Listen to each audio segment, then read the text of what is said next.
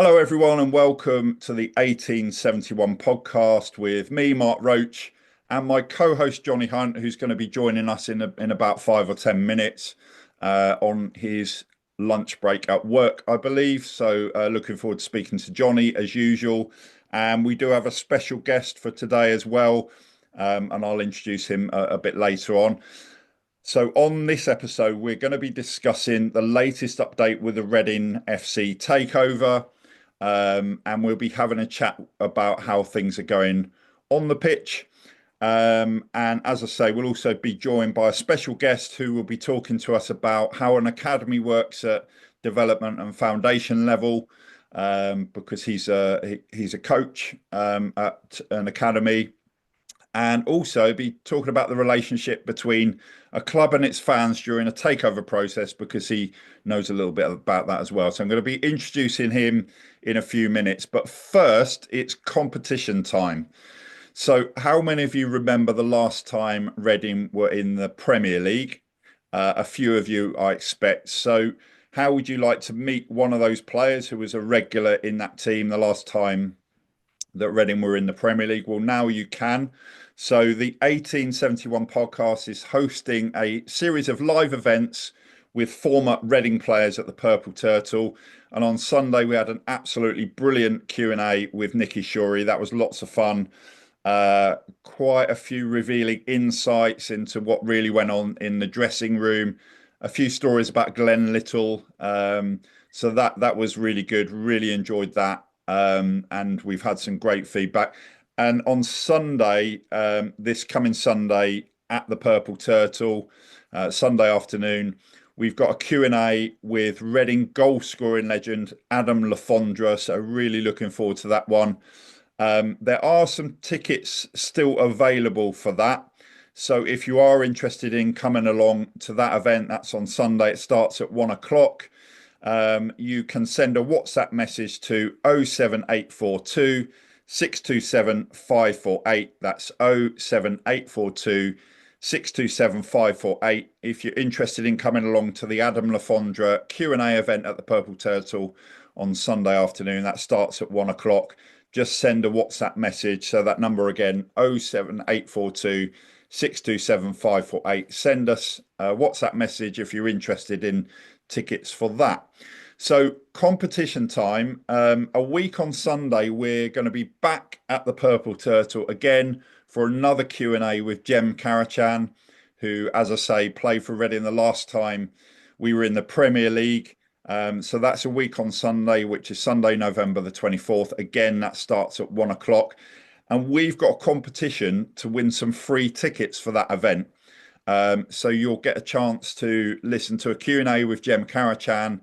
There's also an opportunity for the audience to ask questions, and you will have a chance to meet Jem as well. So Jem was a regular in that team that got promotion up to the Premier League, played for Reading in the Premier League. So he'll be talking about that, and all being well, we'll hear a few interesting and funny stories about what went on in the dressing room, which you might not know. So that'll be worth coming to. So if you'd like to be in with a chance of winning tickets to see Jem Karacan live at the Purple Turtle a week on Sunday, all you need to do is to tell us who the Reading manager was the last time Reading were in the Premier League. So we just need to know from you, who was the Reading manager the last time Reading were in the Premier League. So if you'd like to enter that competition to win tickets to see Jem Karacan a week on Sunday, just send a WhatsApp message with your name and your answer to 07842 627 548. That's 07842 627 548.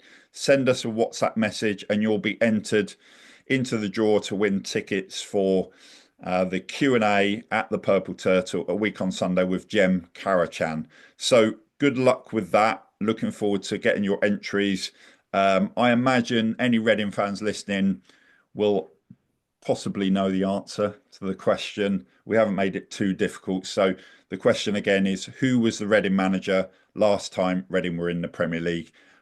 Send your name and also send your answer to 07842 via WhatsApp. So wishing you good luck with that and looking forward to the Adam Lafondra event on Sunday. As I say, still got tickets for that. So if you're interested in coming along to that, send us a WhatsApp message to that number that I've just given you. So that's the competition. Wishing you all good luck with that. And now introducing my co-host, Johnny Hunt. Johnny, welcome. And I believe you're in your lunch break. Is that right?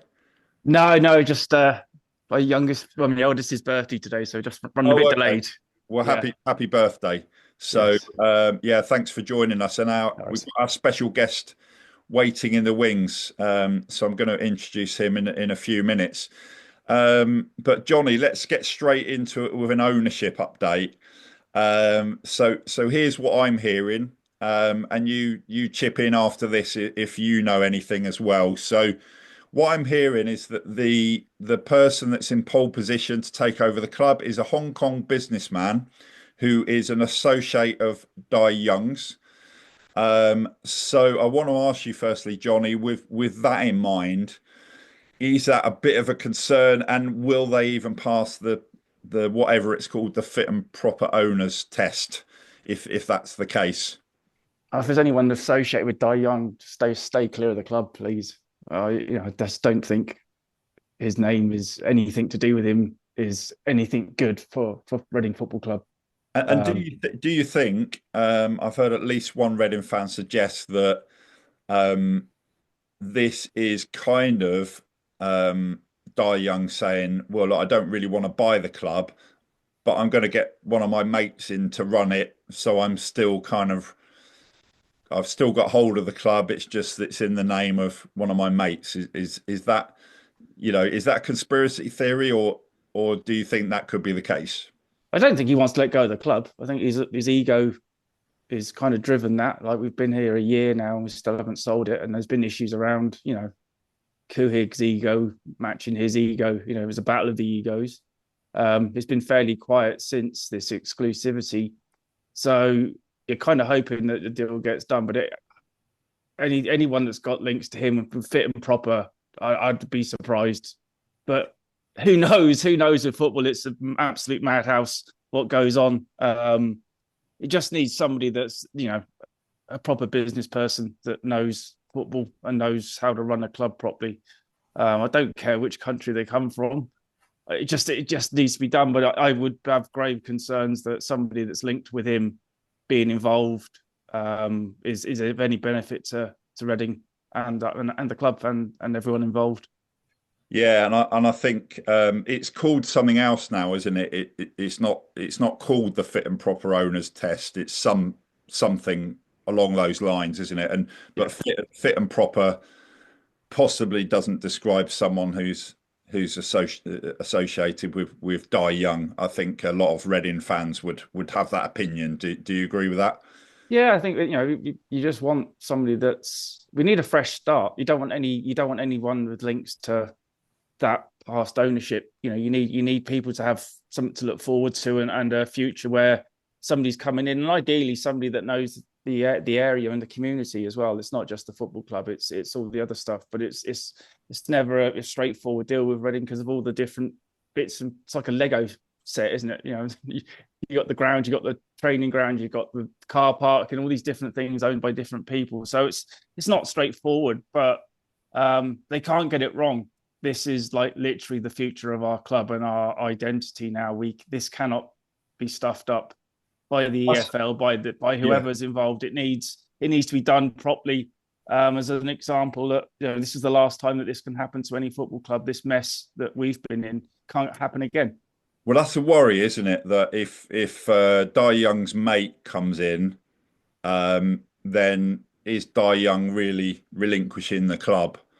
There's concerns around that, and the fact he's associated with Dai Young, that's a concern in itself.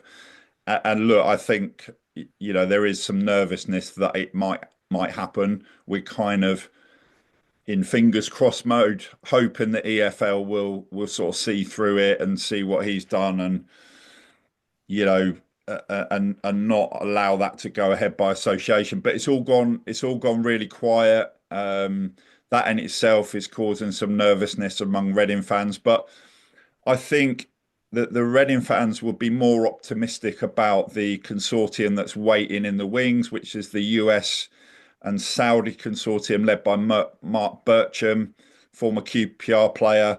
And I think the fact that you've got a former player would be a positive. What do you think, Johnny? Okay, yeah, I guess so. I just it's no news is kind of good news, I guess, to a point, but it needs to be done soon. Whatever the process. We're now coming, mid-November, and we're still here. To me, anything that needs to be done by January. We need to go into a transfer window where we can do business and we can start planning a bit of a future for the club, off the pitch and on the pitch. But at the minute, it's kind of, we've been waiting. I think it's over a month since the exclusivity, and it's really quiet. Which, after the last disaster, PR wise, with Rob Couhig coming in and all guns blazing, that probably cheesed off Die Young to a point, and that went pear shaped.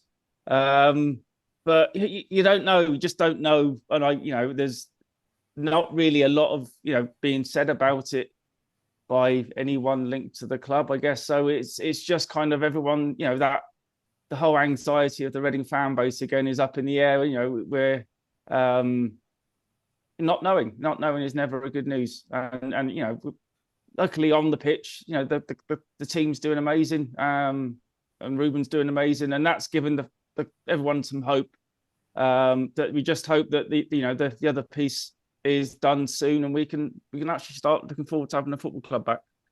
And so John Medeski, obviously, he's in his 80s now. A lot of Reading fans have said, well, why doesn't he come back in? He said, look, I'm not in a position to be able to do that now.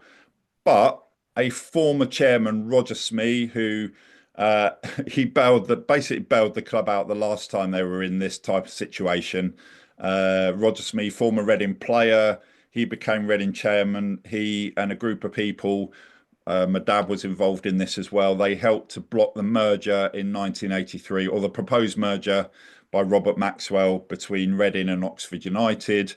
His idea was to play at Didcot, form Thames Valley Royals, which would have effectively been the death of Reading and Oxford United as well. How many Reading fans would have travelled all the way to Didcot for home games to watch Thames Valley Royals? I'm not sure. And there was a protest and all that sort of thing. So Roger Smee has said, look, if it comes to it, I would like to be in, or I would be willing to be involved. But I can only do that if the club goes into administration. So, I don't know, maybe let's hope in a way it doesn't get that far, but at least we've got somebody who's saved the club once already is willing to do it again if necessary. But look, Johnny, let's introduce our special guest now, Dominic Doherty. Welcome to the 1871 podcast. Massive thanks, guys. I really appreciate you inviting me on. I'm really interested in hearing about the takeover updates in regards to Reading. But hopefully you got a few things to say on that topic as well. So Dominic, I've known Dominic for about a year. We worked on a project together. Now, one thing that Dominic's based up in, is it Chester? Yeah, Chester, yeah. So Dominic is a coach at the foundation phase at Everton. So you're a coach with Everton's academy, working on the development and the foundation phase, sort of mostly eights to nines, but going up to 13s and 14s as well. So we're going to be talking to Dominic about how an academy works, relating that to Reading, and in particular, what happens at the development and the foundation phase, but also being an Everton fan. Dominic is well aware of what we're going through, because Everton have been through the same points deductions. They've actually got a new owner coming in, so we're going to talk to Dominic about that. And also, Dom, you have got a connection of sorts with Reading, haven't you? Because your girlfriend's dad and brother are both Reading fans. Yeah, massive So, Reading fans, probably the only ones up north, right? oh, there's a few, isn't there, around the world as well. So, but yeah, I guess most of them are based in the southeast, in the Reading area. But no, we were talking about that, weren't we? And I think they might be coming to one or two of the Q&A events at the Purple Turtle at some point. So we're going to talk more about that. But let's just start talking about the academy. So obviously Reading's academy, one of the best academies in the country. And we've talked about Michael Elise and the other players coming through, some really good young players coming through the academy. But of course, they were all sort of 7, 8, 9 at one point, and you have to start somewhere. Michael Elise started at Chelsea, but Dom, talk us through, for the benefit of the Reading fans, how it works at the foundation stage. So, if you're 8 or 9, what is it about at that point, and how do how would a player get in to Everton's academy? So obviously trying to relate this to Reading's academy. Yeah. And is Everton category 1? Yeah, we're Cat Okay. 1, yeah. We've Yeah. got indoor. So to be a Category 1 academy, you have to have an indoor facility.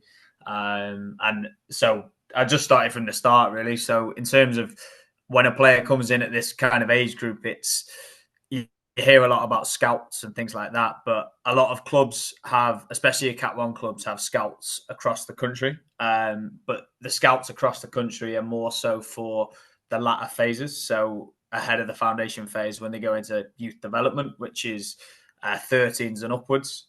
So that's where they go 13s to up until under 18s. So they have a 90-minute radius of where you can recruit from.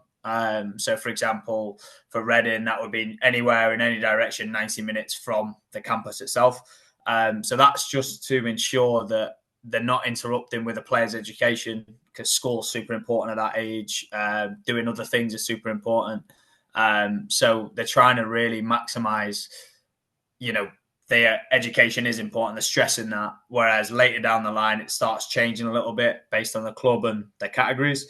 But within our process in the development phase or foundation phase, we have 2 sections to it. So we have the development centre, and then we have the main groups, they call them, which is your Everton under 9s, your Everton under 10s, Everton under 11s. But then before that, you have a development phase. So they'll go and recruit the best players within the region, and they'll send scouts out. So they'll have, for example, for Everton, they'll have a North Wales scout. They'll have, a Merseyside scout. They'll have a Manchester region scout just for each region in and around the training campus.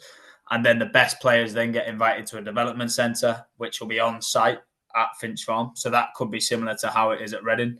And then the best players from within that development centre then get signed or on a trial to the main group. If they're good enough, they'll get signed. If they're not deemed good enough, they'll either go elsewhere or they'll go back into the development centre to keep training. So there's quite a lot of different opportunities. And a club like Reading, because you're surrounded by other bigger clubs, you might often take like your likes of Chelsea's or Arsenal's, depending on that radius. If they are close enough and they've been released by a club, Reading will be alerted about a player, and they might take them to the main group on a trial immediately.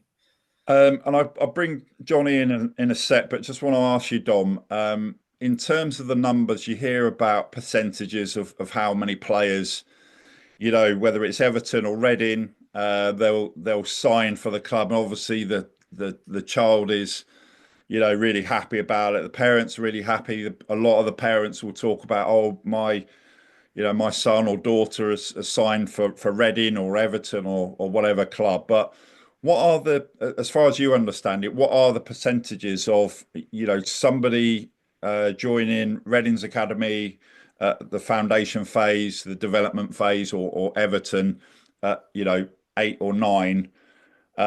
What's the percentage of players that would go on and actually break into the first team? So unfortunately, it's a staggering statistic. There was a BT Sports documentary called No Hunger in Paradise. I'd highly recommend watching it. It resonated with me as a former academy player myself.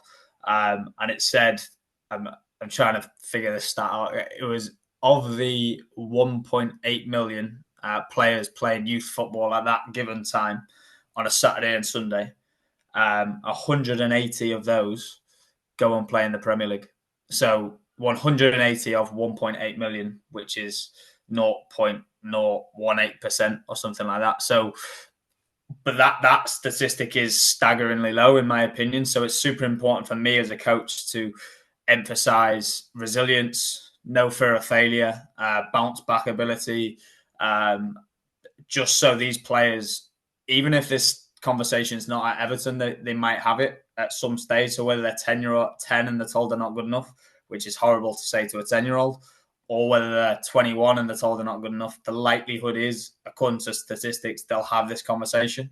So for me as a coach, it's really important to fill them with these values, because even though everyone sees football career as a career, it's really difficult to be successful at the highest level. And you speak to, your likes of Michael Elise, who's come through the ranks. He's had to have those setbacks to be where he is now. So it's important that they get kind of used to these values from as early as possible, in my opinion. And Johnny, bringing you in now, what do you want to ask Dom? Yeah, obviously, you talked about Reading. We're kind of not the rejects, but of the bigger clubs. But for a club like yourself, with the competition-wise that you've got in the north there, in all Premier League clubs, the Liverpool, your Man Cities, your Man United, etc. How competitive is it at your age group level to get players? Are you fighting with those clubs? Is it become quite aggressive even at that early age, which is ridiculous, like under 8s and 9s? 100%. I mean, Northwest England is an absolute hotbed for football. So you've got not only in Liverpool itself, you've got Everton and Liverpool, and the football grounds are super close and separated by Stanley Park. But then you've got the training grounds are only like 15 minutes away from each other, 20 minutes. So you're still fighting with Liverpool, and then Manchester's still got the same radius with this. So you've got Manchester City in that, you've got Man United in that, and then you've got other clubs like Blackburn, Bolton, and so honestly, to get the players in is tough. But Everton are quite proud in how they develop players, and I think they see that as a way to get players in terms of having that people approach. So at pre-academy, just as a bit of context, at pre-academy, so this is before you sign your contracts at under 8s to under 9s, under 9s to then be an academy player, you can go to as many clubs as possible. So you might go to Everton on a Monday, Liverpool on a Tuesday, Man United on a Wednesday, City on a Thursday. So then you're hearing about all these players that are doing it, but then only one club gets that player. So you've got to have these different ways about you, and different personable attributes. And Everton take pride in having that personality and taking pride in that people's club approach, of kind of being, energetic and really above and beyond. And that's the way they try and get players in. Whether that's successful all the time, it's hard because you've got Man City down the road. So it's Liverpool down the road. So it's difficult, but it's so competitive in Northwest England for sure. And Dom, just want to ask you, it is part of the challenge of your role, communication with the parents, because you can imagine whether it's Reading, especially a current Premier League club like Everton or Liverpool, or you can imagine the parents will start telling all of their friends and family, oh, my son's just signed for Everton, and they're talking about an 8-year-old. And I know I've had it. There's somebody that I know, and their daughter has signed for Reading Women, their academy, their development phase at that age, and they're really excited, as you imagine they would be. But how important is it as part of your role? And this is whether it's Reading or Everton or Man City or Liverpool or whoever, is to set expectations with the parents and say, look,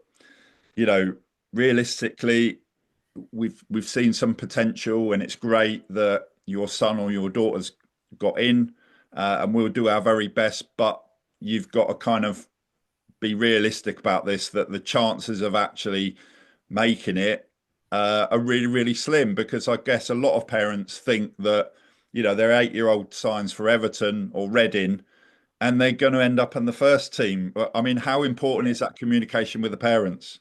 I think that's the last thing you want is a parent living vicariously through the child, and we've got to try and stop that as much as possible. Even though it's a brilliant thing and a brilliant opportunity, we held some parents evenings last year at the end of the season with the group that I was working with, and I said just maximize every time you're in this building, because as I said that statistic before, the likelihood is they won't be in it for long, regardless of who they are. So it's really important that they understand that they enjoy the process, and the last thing they want is a parent shouting at them at the sideline. So it's important that as a club we set those expectations, and as coaches we abide by them. So for example, when I was on trial at United going back like 12 years or 11 years or so, parents weren't allowed to speak at all on the side, otherwise they'd get go and wait in the cafe. So it meant that on the pitch, even though that's quite an excessive way of doing it, it meant that on the pitch the players were always talking. It was all player led and things like that, and then the coaches could tell them, rather than you give a piece of advice and they keep looking over at their parent or brother or whoever keeps shouting, or sister, whoever keeps shouting at them. So it's important we're allowed to coach, and they can also flourish as a player as well. I mean, I've seen, Dom. I've actually been to.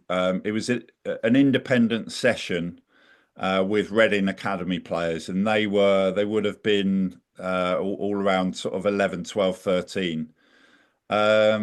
One of the parents was shouting at his son, "Do this, do that," literally shouting. I think at least 2 or 3 of the kids ended the session in tears. You don't need that. That's not ideal at all. But want to come on to speak about ownerships and takeovers. Obviously, Johnny's talked earlier about the situation we're in at Reading. You've been through all that as an Everton fan, and now you're coming out the other side. So, what, if anything, have we got to look forward to as Reading fans? I mean, to be fair, the past few seasons for both our clubs have been really, really difficult, and it was really interesting hearing you talking as you were about prospective owners and exclusivity arrangements and things. So to give you context on what happened with 777 with Everton, they were in exclusivity for 12 months. So we didn't know what was going to happen to our football club for 12 months. And then in the building, people are saying there could be administrations. As you're talking about that anxiety, it's I'm like, this is Everton Football Club. This is my club. I was like, what are we going to do without it? And you're having the same feeling with Reading. It's like, we're too big. You think you're too big for this, but no club is too big for this if they're run poorly, unfortunately. But I think what the benefit of that was that I've never seen, it was strange, I've never seen the fans align with the team so much in my life, because they go away, because the ownership situation is what it is. It means that they're focusing on your Everton on the pitch, your Reading on the pitch, and that's your release, if you like, seeing Reading do well and seeing Everton do well. And when the one obviously under Mashiri, the Palace game I can think of, I was at the Palace game, and in that game, for example, we were 2-0 down at half time, and then the fans are just incredible. Same with Reading fans when you have these games. I mean, winning the game 3-2 and staying in the Premier League, but that wouldn't have happened for the fans. And because of that, cohesiveness, and that's the best game I've ever been to in my life. Because of that cohesiveness, and everyone's all together for Everton to be good on the pitch. They're all our energy spent off it, if that makes sense. They just want to focus on, and it's sad. But what I do want to stress for Reading is I've been as an Everton fan, I've been in a period of, me and my brother and my dad are like, what's going to happen? And then this year, we've had, the Free King group, we had John Texter, and we had various different opportunities from different people. And eventually we've come to the conclusion now that Free King's about to take over imminently over the next few weeks, and apparently just has to pass this Premier League test, which is going to do with flying colours according to, but who knows? According to people, I don't want to hold anything based off what's happened in the last 2 or 3 years, but there is hope at the end of the tunnel. And ultimately, I just advise fans to keep supporting Reading the way they do, because I'm just looking earlier before jumping on that on the pitch, you seem to have having a good season in League One. Is it 8th or 7th? Yeah, well, Johnny, I'll bring you in now. Obviously, we've talked about the ownership, but it's really kind of refreshing to hear from someone who's further ahead in the process as a fan. And he talked there about there's a lot of kind of stuff that we can resonate with the fans supporting the team, not the regime, etc., etc. What do you want to speak to Dom about? Yeah, so Dom, you've got the new ground coming up, which is a huge thing for Everton. How does that impact with the academy? Is there more investment, or is there more plans for the academy to move elsewhere, or how is that kind of in line? Or is it too early to know? So in relation to the new ground and the academy is obviously at Finch Farm, and Finch Farm's like an unbelievable facility. If Finch Farm were to match a stadium, if that makes sense, it would match the new stadium we're moving into, because it's quite new itself. So there won't be much change in that, because Finch Farm has the capacity to expand if the ownership were to see that anyway. But that would take that's more like if, buts and maybes. But in terms of the academy itself, I think they're using the new stadium as a reason to sign players, because more academy prospects are going, I got the opportunity to play at Bramley Moor Dock, which is going to be home of the Euros in 2028. So yeah, big opportunity, and I think they're using it as a recruitment tool more than anything. Sorry, Mark. Just saying, like with that, like as a fan for yourself, and you've got this holy grail there. Like when we're at Reading, we had our new stadium. We got relegated the season before we played in it, which is typical Reading. I hope you don't go through the same thing. What's your thoughts for the season? How do you see that? I mean, that's the last thing I hope for, because that is truly a world-class venue. Honestly, like seeing if you haven't seen any videos of it, I'd highly recommend. I'm not being biased. It looks absolutely incredible. Obviously, it's going to be the newest in the Premier League, and I really hope that we can have a team that's suitable to play in such a stadium. But for me this year, I think Sean Dyche will do enough for us to keep us in the league.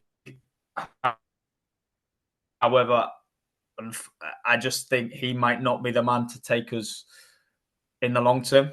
But I do think he deserves the opportunity to see us out in a such short term and keep us up, and then will forever be in debt for him to keep us in the Premier League the past 2 seasons. But I just think we probably need a more forward-thinking approach to suit what the fans want, I think. Johnny, anything else? Because I think Dom's got to get back, do some training, train the future Wayne Rooneys. So he needs to I hope he still has a job as well after he's just asked for a new manager. yeah, exactly. Yeah. So go on. Have you got one last question for him before we wrap up? I just say it's like from going back to the academy, and when the process does it tie in with the school year? Like, do you in the summer are you starting to get the looking out for your? How many would you have in each year base for your 8s and 9s? What's the total? So they play like 7v7 football, a lot of 7v7 football. So it's they normally have enough for 2 games at a time, plus a few extras. So they might have squads of like up to 18 to 21. And then that's just for a group of under 9s. And then obviously when you get slightly older, they normally have a group of about 21-ish, I'd say. Yeah. I think there's a max they have, and then there's a minimum they need to have as well to do it. But some clubs decide to go, right, we just want one 7v7 team, and then another group, we might have a 5v5 team type thing. But there's no like set teams. It's just so they, on the weekend when they play the fixtures, they can have 2 fixtures that correspond rather than have one. Yeah. But yeah, it's good. Yeah, it's decent. I mean, with my role, it's more like casual. So I'm an assistant to the leads, which is quite good for me, because it means that I'm not having to deal with all of, the issues that we spoke about, and parents and things like that. So, however, I'm definitely privy to it, and definitely in meetings and having to adhere to it as much as I can. Well, listen, Dom, it's been fantastic to have you on as a guest, and obviously your girlfriend's dad and brother as Reading fans are going to be listening to you on a Reading podcast, which probably is a bit surreal, but no, fantastic to have you on talking about the younger kids at an academy, another Category 1 academy, and also really interesting and and hopefully encouraging to hear about the progress with the takeover at Everton, and hopefully we can emulate that. And we've got our new stadium anyway, so we're all Well, right. fingers crossed, mate. I'll be looking out for you, definitely looking out. Yeah, but look, you might have seen just to wrap up now. You might have seen in the local media in Reading that the 1871 podcast is coming to an end. Certainly, Series 3 is coming to an end. We're going to have our last episode of Series 3 next week. I want to thank everyone who's given us some positive feedback, including those who have said change your mind and carry on. What we are doing is we're doing the live events at the Purple Turtle. So we've just had the Q&A with Nicky Shorey, which was fantastic. Really enjoyed that. We've got the Adam Lafondra one coming up on Sunday afternoon. So there's still tickets available for that. And we've got our competition to win tickets for the Jem Karacan Q&A a week on Sunday. And we're going to be carrying on doing those events, hopefully in February. So we're going to look into doing Q&A events at the Purple Turtle with 2 ex-Reading players at the same time. So we're lining up Alex Pearce and Simon Church, who both played for Reading the last time they were in the Premier League. Nicky Shorey enjoyed it so much that he wants to come back again with his mate Glenn Little. So we're looking to set that up in February. Jamie Curitan has said yes. Obviously, Jamie Curitan, the scorer, not just a fantastic player for Reading, but the scorer of one of the most iconic goals in Reading's history. So he'll be at one of the live events. And look, we might be, I had somebody on Facebook said, "Oh yeah, we've heard this before, the end of the 1871 podcast." And I guarantee you'll do another episode. And I said, "Well, thanks for letting me know how I'm thinking. You obviously know more about it than I do." But no, who knows? We might do the odd episode here and there.